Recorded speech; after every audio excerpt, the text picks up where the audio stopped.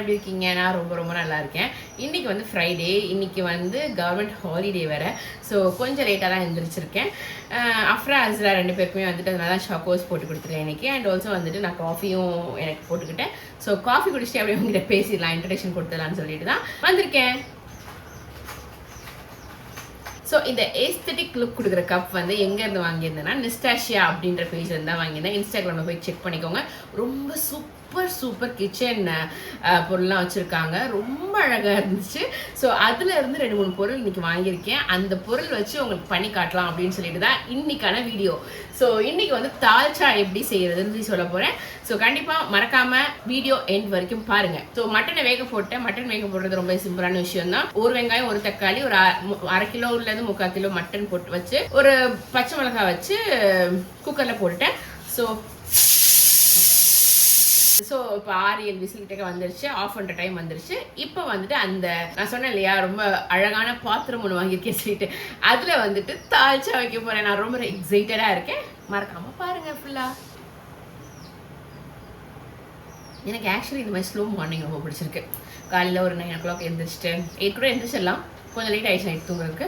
So 9 o'clock எழுந்திரிச்சிட்டு அப்படியே வந்துட்டு ஸ்லோவாக வந்து பசங்களுக்கு வந்துட்டு ஒரு சாக்கோஸ் போட்டு கொடுத்துட்டு அப்புறமா வந்து இந்த மாதிரி கப்பில் வந்து காஃபி ஊற்றி அப்படி குடிச்சிட்டு ஒரு ஹரிபரி இல்லாமல், எந்த ஒரு டென்ஷன் இல்லாமல் ஸ்கூலுக்கு அனுப்பணும், லஞ்ச் பேக் பண்ணணும் அப்படிலாம் இல்லாமல் அப்படியே சூப்பராக போகுது, ஸ்மூத்தாக அப்படியே போகுது. நல்லா இருக்குது. இந்த மாதிரி மார்னிங்ஸும் சூப்பராக இருக்குது. இந்த மாதிரி மார்னிங்ஸ் உங்களுக்கு பிடிச்சிருந்துச்சுன்னா கண்டிப்பாக கமெண்ட்டில் சொல்லுங்கள். காலையில் காஃபி குடிக்கிறதே ஒரு தனி ஒரு இதுதான். டீ எனக்கு ரொம்ப பிடிக்கும், காஃபி ரொம்ப பிடிக்கும். காஃபி போட்டு அந்த காலையில் எழுந்திரிச்சோன்னா அந்த ஒரு மயக்கத்தில் வந்து குடிக்கிறது வேறு லெவலுங்க. அது உங்கள் யாருக்கெல்லாம் காஃபி பிடிக்கும்னு சொல்லிட்டு கமெண்ட் பண்ணுங்க. வெந்துருச்சு. அடுத்த விஷயம் வரப்போகுது. நான் அதை ஆஃப் பண்ணிவிட்டு அவ்வளோதான்.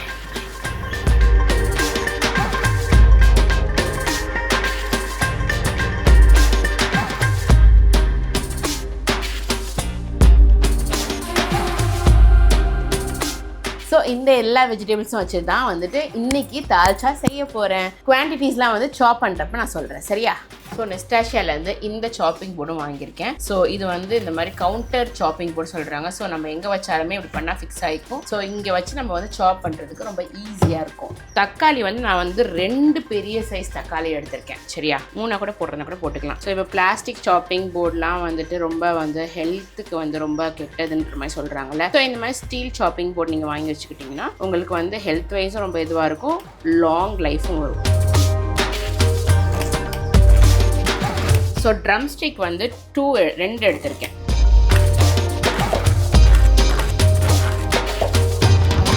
தால்ச்சாக்கு வந்து மாங்காய் வந்து ரொம்ப மேண்டட்ரியான ஒரு வெஜிடபிள்.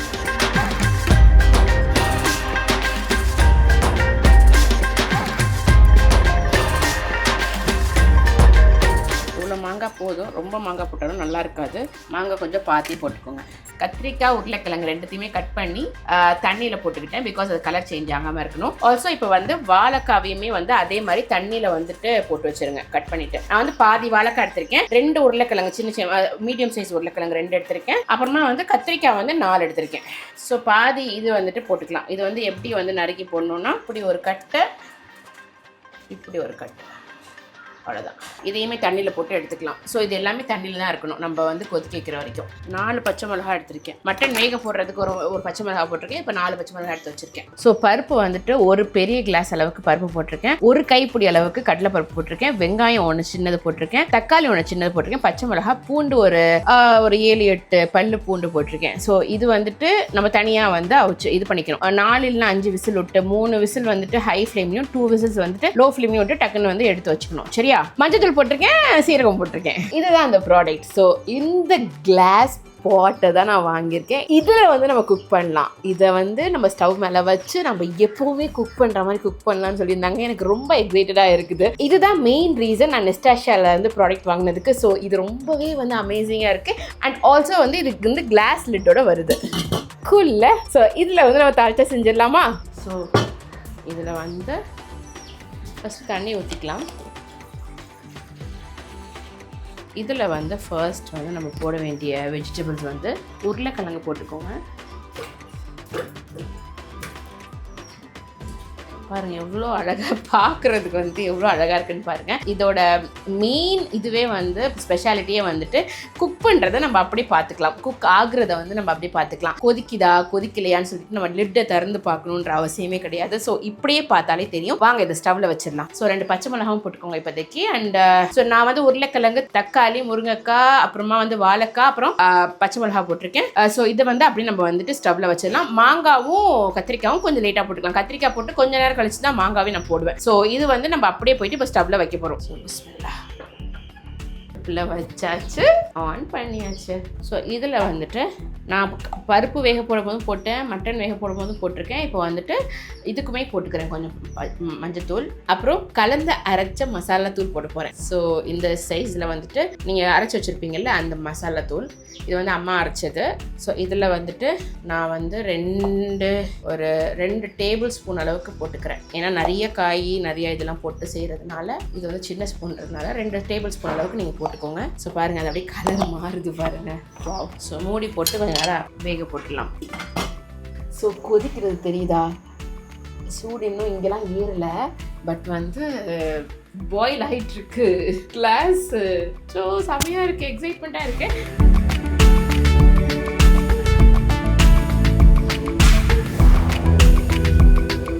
ஸோ நான் சொன்ன மாதிரி கொதி வந்துருச்சு. ஸோ இந்த டைமில் ஃபஸ்ட்டு கொதி வந்துருச்சு. ஸோ இந்த டைமில் வந்துட்டு கத்திரிக்காய் போட்டுக்கலாம்.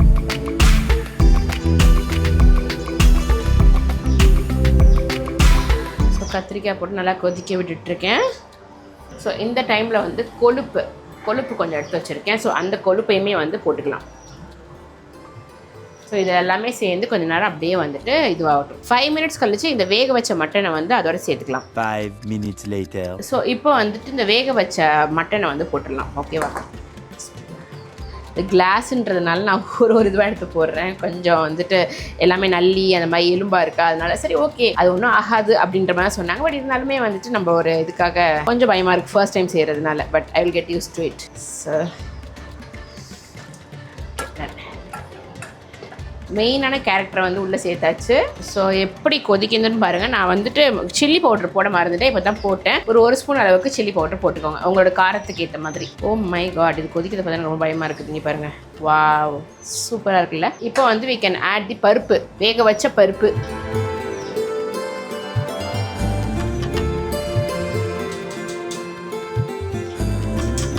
ஸோ பருப்பும் போட்டாச்சு. இப்போ நல்லா ஒரு கிண்டிட வேண்டியதான். பாருங்கள் பருப்பு போட்டதுக்கப்புறமா எப்படி கொதிக்குதுன்னு. ஸோ நம்ம கொஞ்சம் இப்படி வந்து இது பண்ணி விட்டுட்டே இருக்கணும். கரம் மசாலா ரொம்ப மஸ்ட் இருக்குது. ஸோ கரம் மசாலா கொஞ்சம் போட்டுக்கோங்க. புளி கரைச்சது கொஞ்சம் ஊற்றிக்கிறேன். ஸோ இப்போ வந்து அந்த மாங்காய் போட்டுக்கலாம். கடைசியாக இறக்குறதுக்கு ஒரு 5 நிமிஷத்துக்கு முன்னாடி போட்டால் போதும். ஆமாம், மாங்காய் போட்டுக்கலாம். கொஞ்சம் கொத்தமல்லி, கொஞ்சம் நிறையாவே போட்டுக்கலாம். ஸோ இந்த ஹனிகோம்ப் ட்ரைப்ளை இண்டக்ஷன் ஃப்ரெண்ட்லி கடாய் கூட நெஸ்டாஷியாலேருந்து தான் வாங்கியிருக்கேன். ஸோ இதுவுமே ரொம்ப வந்து எனக்கு ரொம்ப பிடிச்சிருந்துச்சு. இதோட இது பாருங்கள் செம்ம வெயிட்டாக இருக்குது அண்ட் ஆல்சோ வந்துட்டு ரொம்ப ப்ரீமியம் லுக் கொடுக்குது பாருங்கள். ஸோ இந்த கடாயில் தான் இப்போ வந்து இதுக்கான தாளிப்பு பண்ண போகிறேன். நம்ம தாளிச்சாக்கு தாளிப்பு பண்ணணும் இல்லையா? ஸோ இதில் வந்து பண்ணிடலாம். ஓகே. ஸோ எண்ணெய் வந்து கொஞ்சம் தான் ஊற்றிருக்கேன், ரொம்ப தேவையான அளவு தான் ஊற்றிருக்கேன். பிகாஸ் கொழுப்பு அப்புறமா மட்டன்லாம் சேர்த்துக்கிறதுனால.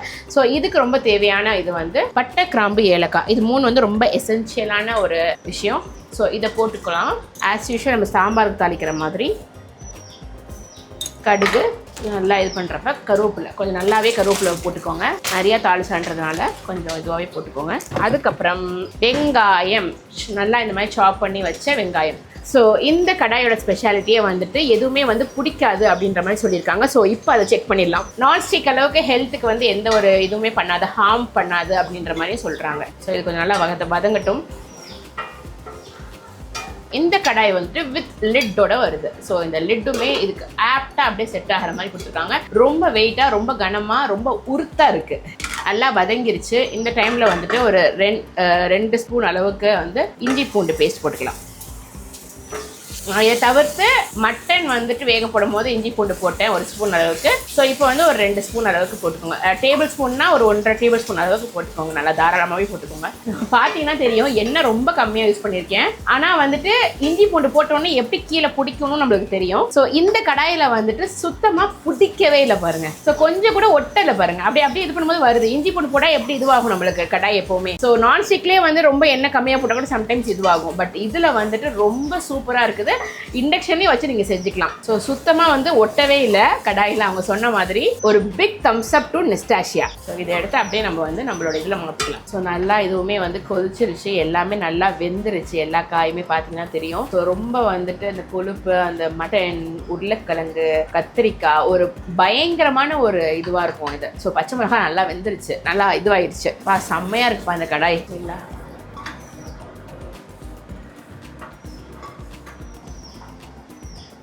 நம்ம தால்ச்சா வந்து சாப்பிட ரெடி ஆயிருச்சு. க்ளோஸ் பண்ணிட்டேன்.